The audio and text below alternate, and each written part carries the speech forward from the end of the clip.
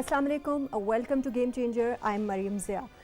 Today we will delve into an important topic that has of course echoed in the corridors of power since the 60s. That is the global debate on countries' desire to dethrone US dollar in international trade. Of course, this discussion has been in the power corridors since the 60s, but it has gained little momentum. But with the rise of BRICS and of course with the expansion of BRICS, there are discussions among the countries to explore the options for an alternate currency that could be utilized for, of course, bilateral trade has already started between many countries, and now there are discussions for exploring alternate currency. In today's program, we will be exploring how feasible is this option. Of course, we know that during the 2007-2008 global economic crisis, the rationale for, of course, the power of US dollar and its hegemony has been under scrutiny, but it has gained little momentum. Now it is gaining momentum, and of course, the sanctions on different countries has elaborated and of course expanded this debate. In today's program, we will be exploring BRICS' role in this discussion and what are the alternate options, how feasible are these options, what challenges countries like Pakistan would be facing when we talk about the alternate currency options. To discuss this and more, we are joined in the studios by Dr. Usman Chohan, who is economist. Welcome to the program. We're joined by Mr. Shahryar Khan, who is a commentator, political and international affairs. Welcome to the program. And we're joined online by Mr. Humayun Khan, who is also a commentator on political and international affairs. Welcome to the program. Dr. Chohan, let me start with you. Of course, with the recent summit, 15th summit of BRICS, and with the expansion of BRICS, we know that 6 new countries are going to be joining BRICS. There are a lot of discussions now around the financial cooperation among these member countries and of course to dethrone US dollar from the global economic trade. What's your take on all these discussions? Bismillahirrahmanirrahim. I tend to agree with you that this is a very important moment that resembles actually the spirit of the Bandung Conference. So even a bit further back in 1955, you had this idea that the colonial powers have had too large a stake in global affairs, and now the developing world has to work together. It was, as you correctly mentioned, under pause for a long time. And global trade still is largely conducted via the US dollar. More than 80% is done in, of course. Precisely, more than 80%. And at the root of all this is the relationship between the US dollar and energy, so the petrodollar trade, which means that you used to deal with most energy and commodity items through the US dollar, which meant that if you didn't have enough dollars, you would be in trouble. Now, BRICS countries find that since they are so large a component of GDP, combined, as well as virtually all of the growth that is expected in global GDP expansion over the next 10, 20, 30 years. Because they're emerging economies. Because they're emerging economies. You're going to see a shift away from this. And it was previously done in a passive way, in a bilateral manner among countries, such as through swaps and other instruments that are one-to-one. But now you see entire architecture being built around this. And the foundation for this has been laid with an accelerated fervor since COVID-19, since the Russo-Ukrainian war, and particularly now you see that everybody is on the same page in the developing world that this is the way forward, especially as the West recedes in its economic productivity, in its economic scope, and in its economic influence. Can you elaborate on some of the initiatives that BRICS has taken to further the cause of de-dollarization? Well, above all, there's the currency aspect to it, but then there's also a BRICS bank. Then there's you can say underpinnings of bilateral agreements among them. There are exchanges taking place. There is the pooling of capital. So what you're seeing is that there's multiple different measures being taken so that you will not have the same amount of reliance on the US dollar.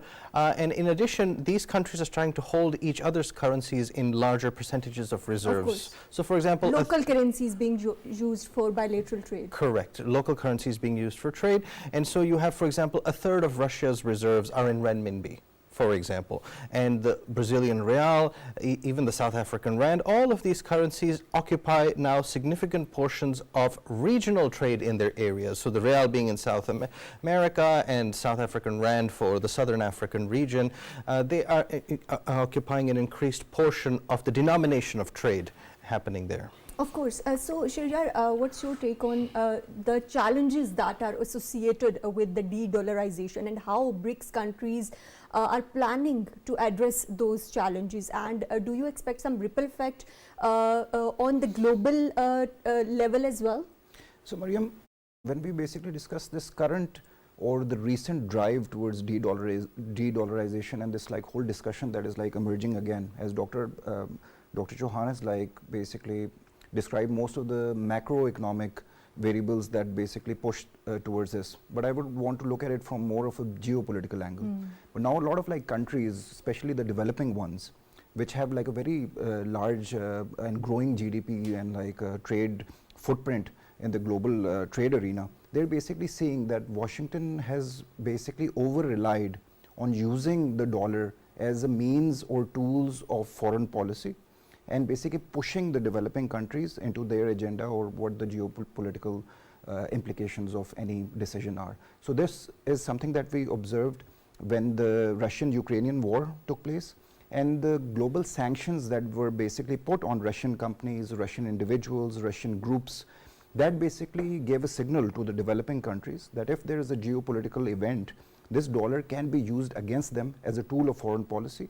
And even before that, when we look at Iran, that is another example. So in your opinion, how does this this perception of US dollar and even euro has evolved over time, and how now the mostly the global south is realizing that it can be used as of course as a tool for foreign policy as well, how it has evolved over time since the 50s or 60s? So as you mentioned, the Iranian JCPOA, that agreement, that was basically unilaterally the US moved out of it as soon as President Trump came out. Yes. So that was also a signal that a lot of like international agreements are also dependent on geopolitical dynamics.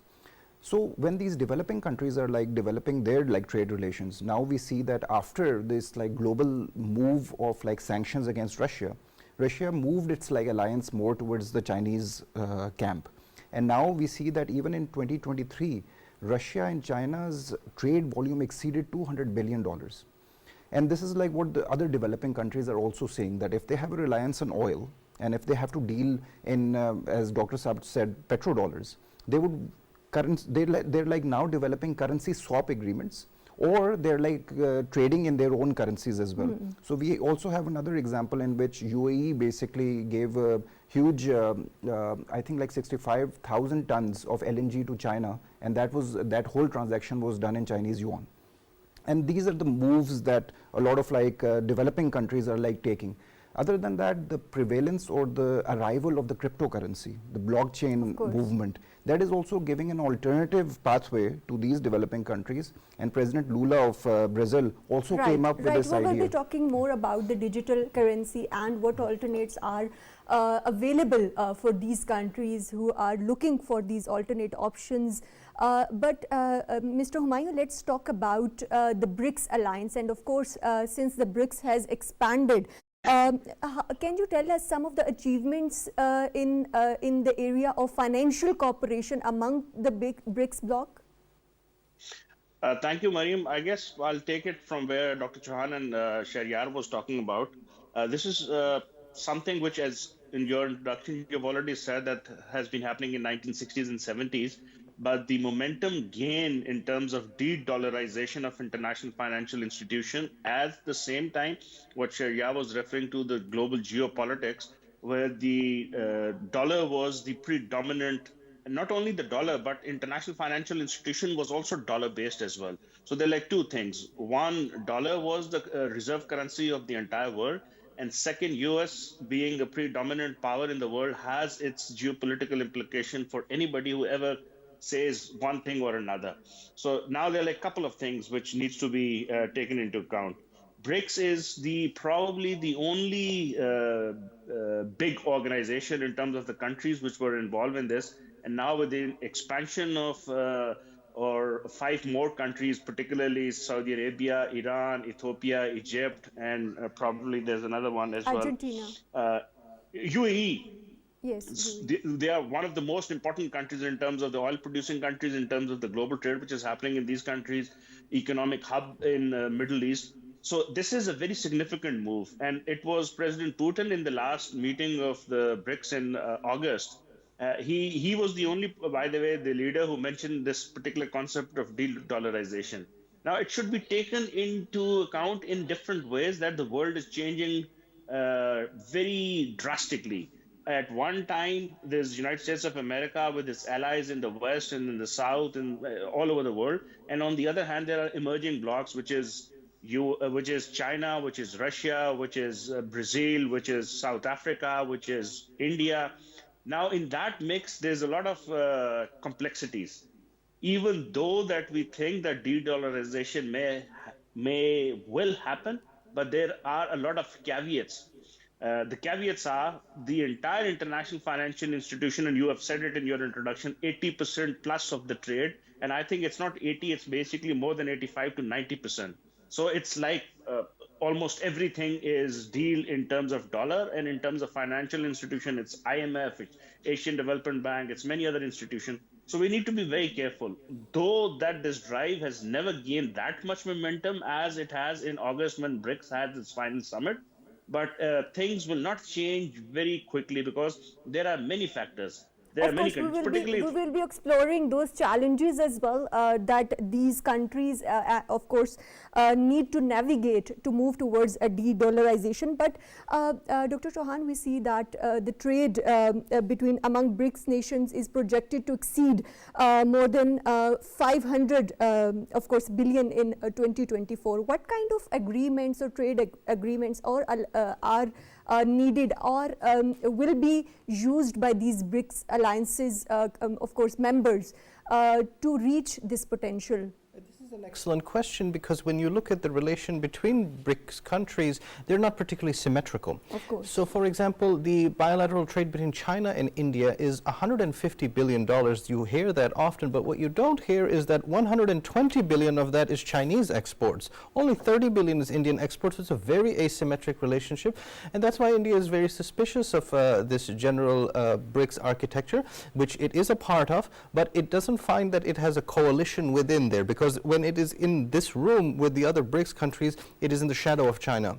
Of course, but Dr. Chohan, there's another factor as well that you mentioned about the asymmetrical relations amongst the members, but there is asymmetrical relations with US as well. Yes. Of course, a lot of countries have, a lot of a huge agreement deals with US, while other doesn't have. So there is divergence of interests as well. How do you factor these elements in moving towards a de-dollarization? How important is that factor? What you're saying is absolutely right. So among the new members that are joining BRICS, as well as the old members, each of them has a different relationship to the dollar, and each of them has a different trade balance in US dollars. So China has a very large trade surplus, but South Africa, for example, does not have a large trade surplus. Brazil also is a net importer except for commodities. So because the structures of their economies are all different, the value that they put on dollar trade is different. China, for example, does not need as many dollars as it has. It has 3 trillion reserves, so it wants to diversify. Russia is worried about the weaponization that Shahryar Saab and Humayun Saab talked about, so it has already gone into things like gold and renminbi.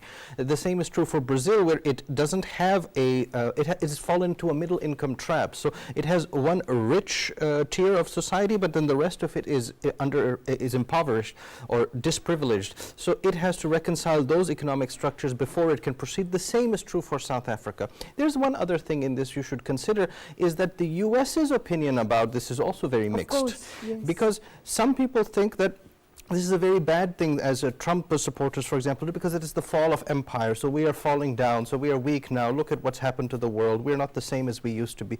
But at the same time, the price of maintaining dollar hegemony has been very high for America. It has been called the exorbitant privilege for decades, dating to the 50s. Because if you have the dollar as the instrument being used around the world, then you have to print more dollars than you actually need. So you'll be in a permanent deficit with the rest of the world. That is an important factor to consider. But Dr. Chohan, when we look at BRICS Alliance ambition to move towards de-dollarization, how does their approach that they are, aiming to adopt is different from the previous approaches or from the traditional models since the 55, of course, you mentioned earlier as well? Absolutely. There's two parts to it. One is the psychological element, one is the technical element. The technical element includes opening up vehicles that didn't exist before, such as swap agreements, which means that there's enough of a line of credit to draw upon that is serviced and processed through their banks so trade can happen. That's the technical side. The psychological side is that you signal that actually these things matter to our economy. We want them to be traded in our currency.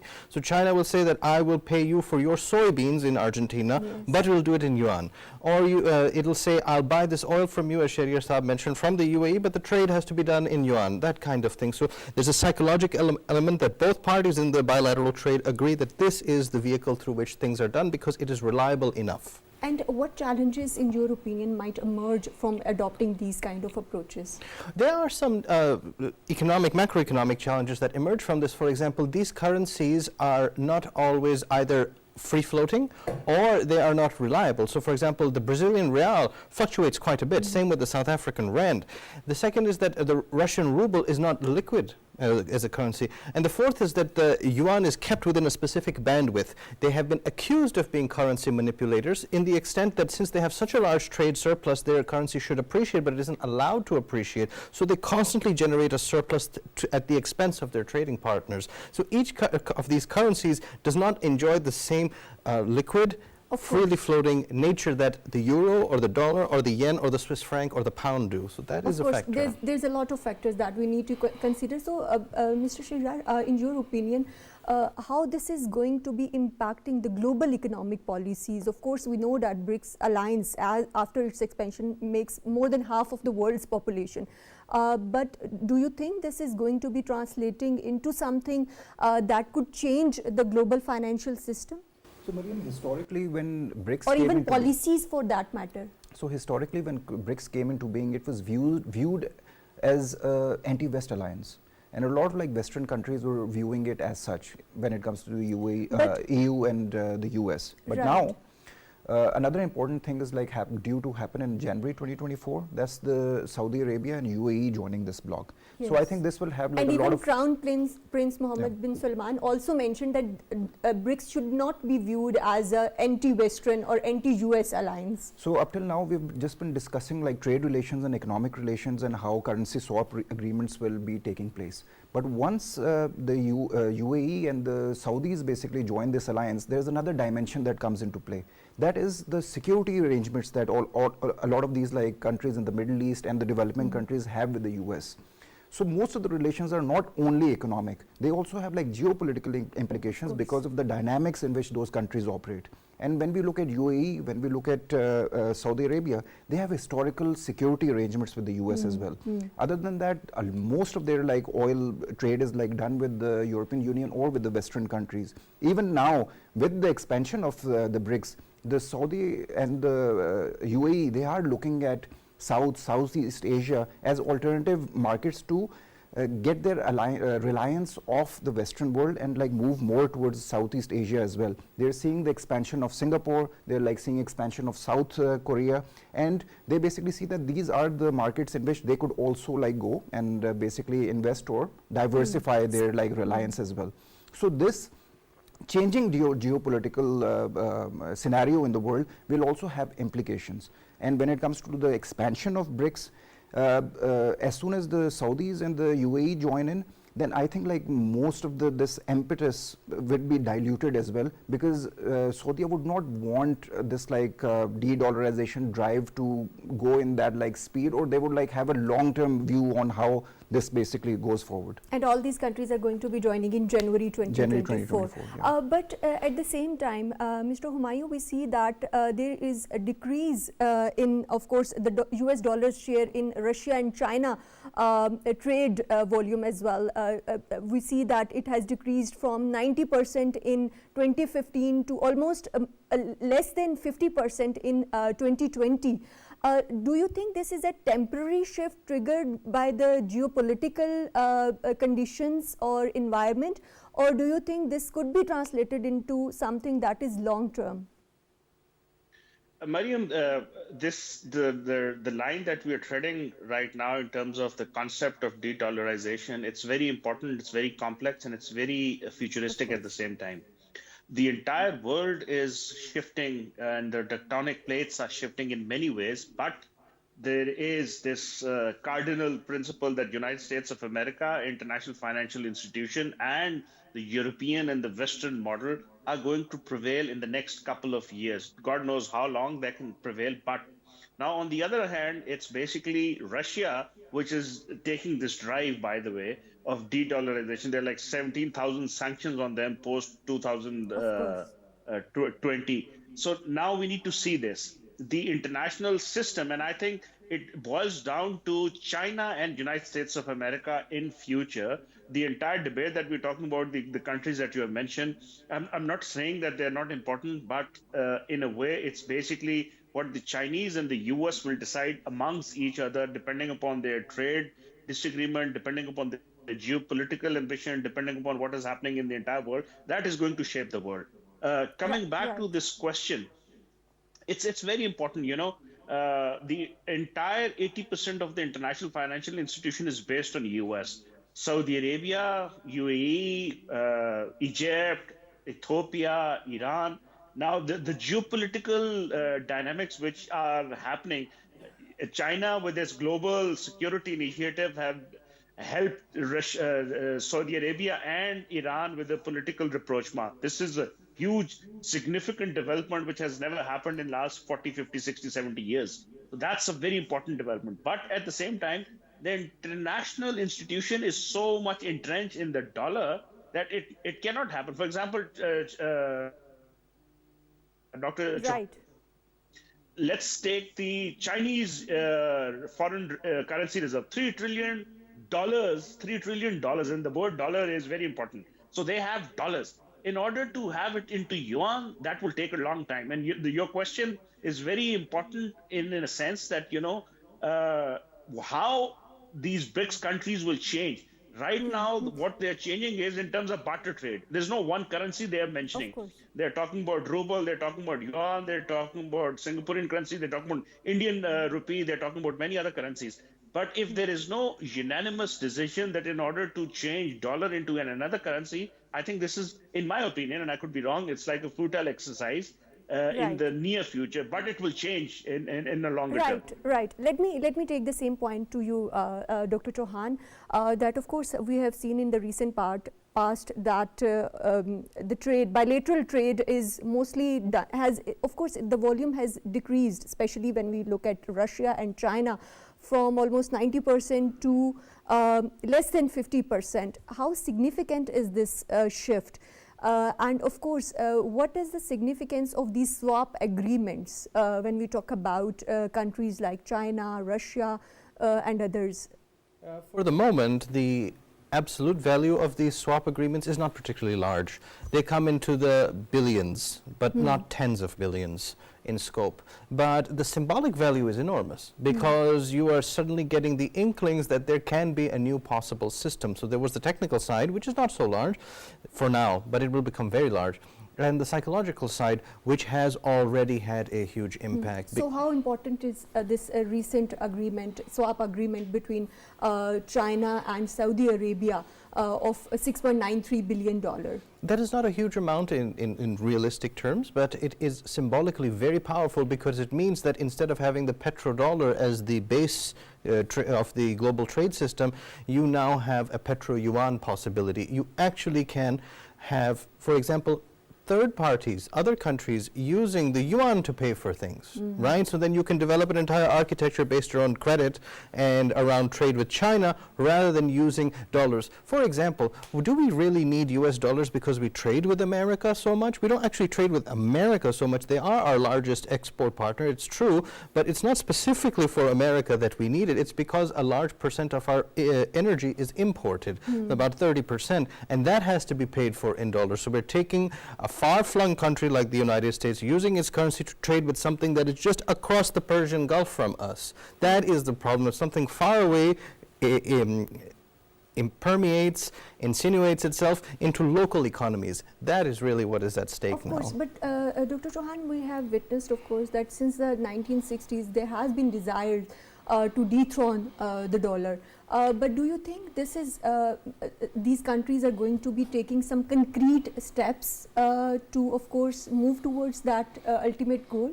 Absolutely. The currency swaps are just the first step. Then you have digital currencies, then you have new banks, then you have new financial institutions, new credit arrangements. So you have multiple steps that basically follow the pattern that the US post-Bretton Woods implemented. And to be honest with you, the strongest desire to dethrone the dollar does not come from the developing world, actually came from Europe. The French franc and the Deutschmark were very, very passionate. People like Charles de Gaulle, they were very passionate about having the US dethroned. And in fact, the gold to US fixed rate that used to exist prior to 1971, that was actually dethroned in large part because France was not buying into the system. Yes. So the US said, fine, this is the end of it, right? So the gold standard and other arrangements have existed. They have had pluses and minuses. Future trading or currency or other economic arrangements will also have pluses and minuses. The important thing is that we in Pakistan are ready for such shifts, that we are agile and that we can leverage changes and tectonic shifts to our advantage. But Dr. Chohan, how feasible is it for governments like Pakistan to move towards alternate global currency, because we know that we have economic challenges at the moment, and we have issues of foreign reserves as well in US dollars. So is it feasible for countries like Pakistan to shift towards this alternate global currency? Absolutely. In fact, I would argue that it is more important for us to do it than for other countries, because other countries may have a stake in the existing system. They may not necessarily be pushed to make such radical changes.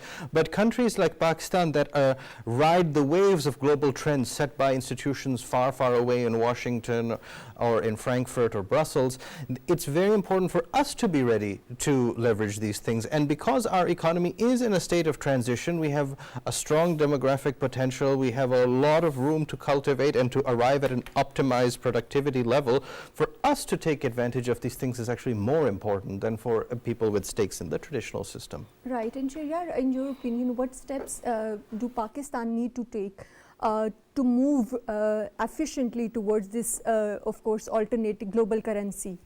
And of course, we know that Pakistan has already applied and Pakistan wishes to join BRICS as well. So Pakistan can take a lead and like take direction from how the BRICS countries are basically taking this forward, because it's a block of developing countries. They're doing well in terms of like increasing their GDP, and their global trade footprint is increasing. So what are the methodologies that they're using? And I'll take the lead from what Dr. Chohan basically said. Right now, BRICS countries, even within their own internal trade structures, they're like making more bilateral agreements in their own like respective currencies as well. So this is the first step. Then when it comes to the currency swap agreements, it's a financial tool that have been used previously as well. But now I also see the deregulated currencies and digital currencies. And even President Lula from Brazil, he also suggested that the BRICS bloc should also come up with their own cryptocurrency that can be used as a measure of like trade as well. Other than that, there were like discussions that China is also... Do you think that this BRICS digital currency could challenge the existing economic order? The only advantage that a blockchain currency basically gives is also one of its weakness. The fact that it's very deregulated, so you don't really know who basically controls it. That is why there are like a lot of like Western countries that are moving towards some sort of like regulation in that. So what risks that are associated with like blockchain currencies are that they're not very reliable. You know, their volume or their trade or their value is very mercurial, I would like say. So a lot of like countries, when they want to develop a reliance over them, they're like very careful because of the risks associated to them. That is why they're like developing their own cryptocurrencies. China is like working on it. The BRICs, they will be discussing developing their own currency, whether it will be a hard currency or like a cryptocurrency, that's like yet to be seen. So these are like some of the measures that the BRICS countries are taking. When it comes to Pakistan, Pakistan also historically, if you look at our trade patterns, even if you see our reliance on GCC countries in terms of like importing oil, which is like one of our largest like commodities in our financial bills, it's a bilateral agreement between Saudi and Pakistan. And it's like very different from what Saudi presents to the rest of the world. So Pakistan also needs to make more of these like bilateral agreements, which are in some way benefiting Pakistan, and then like see where the whole like global architecture of the financial architecture is moving. One good thing, and it's also a bit of a challenge as well, Pakistan doesn't have a large footprint when it comes to the international financial markets. Pakistan is not entangled into the whole global economic system as well. So moving Pakistan's reliance from the systems would be easier, I would like basically. Right, and Mr. Humayun, in your opinion, what are the potential benefits and also the challenges associated with moving towards this native digital currency? Mariam, this is very important in two aspects.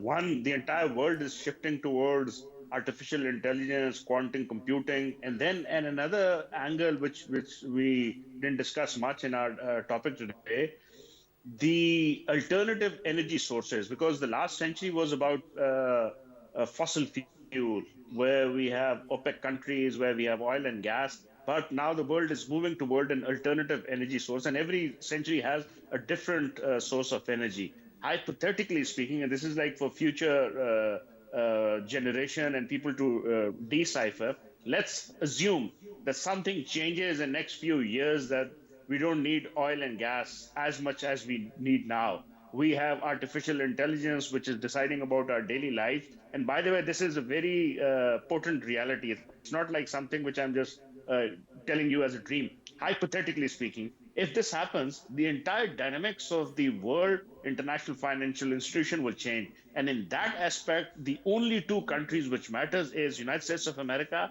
and People's Republic of China, because they are the most powerful competing nation at this point in time.